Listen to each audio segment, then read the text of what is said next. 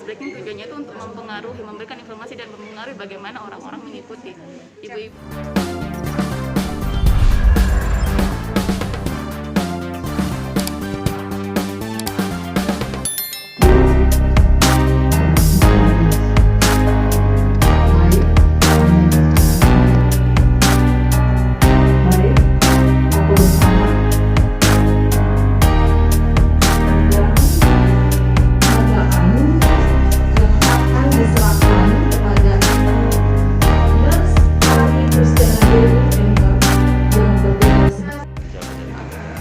Alhamdulillah, mungkin masih asing buat khalayak ramai kalau public speaking ini dilaksanakan oleh majelis taklim, karena layaknya seperti umumnya biasa kegiatan public speaking itu biasanya dilakukan di kantor-kantor.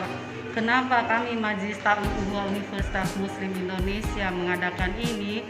Karena kami melihat di antara kami sendiri, para anggota Majelis Taklim Uhwah Umi itu biasanya dalam menyampaikan sesuatu tidak terstruktur.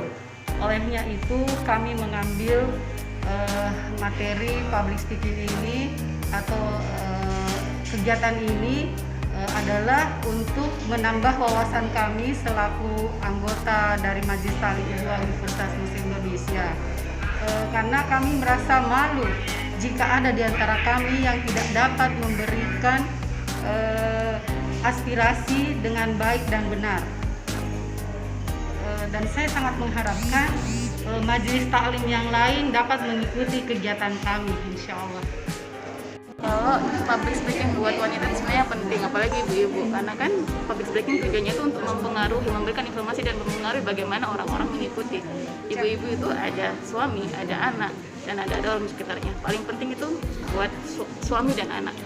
Bagaimana ibu-ibu bisa memberikan informasi bagi anak-anaknya terkait di zaman era digital ini, apalagi masa daring seperti ini, bagaimana bisa memberikan informasi tentang khususnya pelajaran-pelajaran yang bisa diterima anak-anak.